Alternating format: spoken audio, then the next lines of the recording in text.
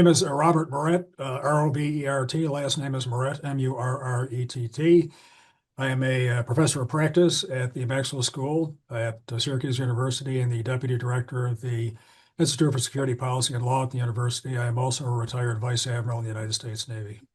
Wonderful. Can you give me just a little bit of your professional background prior to coming to Syracuse? I'm sure it's lengthy, but if you could do it succinctly. Yeah, Megan, it was all Navy. I was in the Navy for nearly 35 years in a variety of assignments all over the world. Our family, we lived all over from Pearl Harbor, Hawaii to stationed in Europe to a lot of sea duty assignments in just about every ocean in the around the globe. So a lot of seaboard assignments and finished up my duties as a vice director for intelligence on the Joint Staff, the director of naval intelligence, and then running a large part of the IC called the National Geospatial Intelligence Agency. Wonderful. What was your first reaction when you heard about what happened with Nicolas Maduro this weekend? Well, I guess the first reaction was interest, and it just, with my own background, the military dimensions of what became known as Operation Absolute Resolve, and the safety of the service people that were involved in the operation, and just the complexity with carrying out an operation like that on hours of darkness with so many people from across the interagency. Did it set off alarm bells for you in any way, shape, or form in terms of the way that it was carried out? I wouldn't say alarm bells. Interest, just, they're very, Megan, as you may know, these operations are very, very complicated. Now, this one succeeded, purely from a military standpoint, without getting into the politics of it. It was executed very, very professionally. They'd had some months, as you've seen, from reporting to do rehearsals, which is really important with the team from the tiered forces of JSOC, but also the other supporting elements from across all of the military services just about for the operation that was already taking place down there. What have you generally seen has been the reaction from most Americans, or what do you think that most people are taking away from what's happened? I think, you can divide that into a couple of different things. I think the actual military operation was something that most people were impressed with.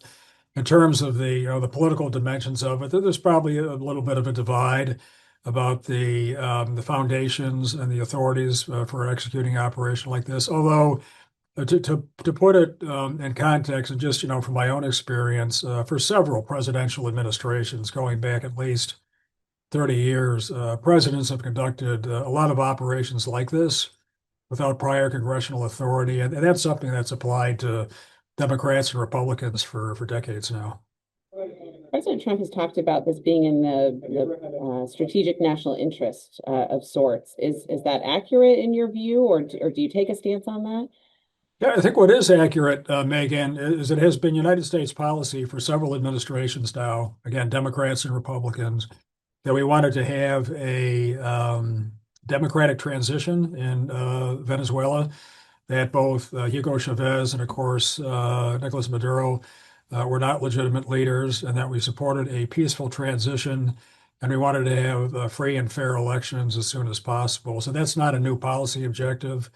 That is the what. In terms of the how, that's remaining to be seen. I think, again, from a military perspective, the actual operation, which has been called Operation Absolute Resolve, and taking custody of Nicolas Maduro and bringing him to the States was one aspect of that, but the rest of it remains to be seen. A final comment I would make: I was very encouraged by some of the remarks by our Secretary of State, Marco Rubio, yesterday, in terms of his focusing on the transition and also dealing with a final comment, some of the existing people down there, like Delcy Rodriguez, who's the acting president now. What do you make of the veiled threats, or maybe not so veiled threats, with regards to Greenland and Cuba and other countries? What do you make of those? I guess the only comment I would make, Megan, I would be hesitant to draw any lessons from what transpired a few days ago to other countries. What happened in Venezuela was the result of a lot of effort, some tremendous interagency work. It extended over several months, as you've seen in press reporting. I wouldn't want to apply that to a lot of the other places that have been mentioned. So It's not necessarily transferable, and we'll just have to see how that turns out. What should Americans be concerned in your eyes about boots on the ground in Venezuela in some way, shape, or form, or do you not see that as something that will happen? I think anytime you have to, we call this, in, again, my knucklehead military background, phase five operations. And that's what you do after you achieve a military objective. That can be the most challenging part. As we saw, for example, in Iraq, when we went through the big debathification program, which was a huge mistake, which is, again, why I mentioned earlier about Secretary Rubio trying to work with some of the existing partners that can be part of a solution down there in Venezuela is important. And the things that you do after getting a strategic objective with the military forces can be as important. So there's going to be some very difficult decisions made in the days, weeks, and months ahead in terms of having governance in Venezuela and having a legitimate government down there that the international community can work with to have a democratic solution for the good of the Venezuelan people. Given what we saw with Iraq, Afghanistan, and some of these other efforts in the past, are we treading in difficult waters, I guess, so to speak? We are, and I would, from my own experience, there are difficult waters because of Haiti, because of Grenada, because of Panama. We've got a lot of history in Latin America. It's not all good, but you do. But there are partners we can work with down there, and if diplomacy and effective security-related measures are made, it can be brought up successful. And again, for the good of the Venezuelan people, as you may know, Megan, just during Maduro's presidency, I think more than 7 million people have left Venezuela. The country deserves better. I mean, they have a huge economic foundation because of the oil reserves, which are the largest in the world. And the people in Venezuela deserve better. And I think we can all be hopeful, at least, that as we go forward and with good policy making and good partnership, to include other nations like the OAS, for example, which can be part of the solution down there, we can come to a long-term solution that's for the good of the Venezuelan people and for their international partners. To what extent, in your eyes, should Congress have been involved in what unfolded over the weekend, or should they be involved moving forward now? Yeah, Megan, that's a great question. The Big Eight, as they're called, who are the senior leadership in the House and Senate, four Democrats and four Republicans, need to be informed, as they were, from what I understand, as soon as possible. There's a lot of history here from the last several presidents about doing things without congressional authorization. In fact, that's been a slippery slope that you can start with President George Herbert Walker Bush with the Panama activities during his presidency. Although you can go further back than that if you wanted to. And since then, several presidents, Republicans and Democrats, have conducted operations in many different countries around the world without congressional authorization. But in most cases, well, always with congressional notification, in some cases prior notification, which actually happened most of the time in my own experience. So I think keeping the Congress fully informed is always good.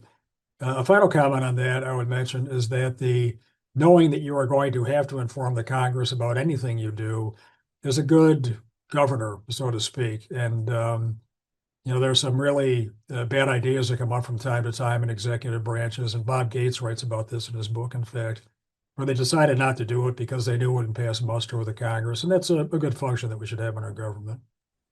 We've been hearing a lot of words tossed around in the last few days: imperialism, colonialism, all of that. Are we entering a new phase of the way that the United States is handling foreign interests? If you look at the last 100 years or so with our history of Latin America, I don't know if this is a new phase or not. And a lot of that is troubled. I'll be the first one to admit that, but I don't see it different from some of the operations that I mentioned earlier and others that we could discuss as well. So I don't see this as anything radically different in terms of international engagement, for that matter, for things that we've been doing over the past, well, certainly since 9/11, but before that in some cases, like the one in Panama that I mentioned earlier. Okay. What else? Anything else that we haven't talked about that you'd like to add? I just, as I said, the fine line we're going to have to walk, which I think is the real challenge that we have, Megan, is finding good partners to work with to set up sound democratic governance in Venezuela in the future. And that's not going to happen overnight. It's going to call for some good, effective diplomacy, work across the interagency by so many different parts of the U.S. government and our regional partners. And it's hard work, and paying attention to that hopefully will be successful and hopefully will result in a promising future for the Venezuelan people so they can rejoin the family of nations and be great partners for those of us in the rest of the hemisphere and around the globe. Yeah, I mean, you do seem to have an optimistic tone. Do you feel like this is a new day and a new era for the people of Venezuela?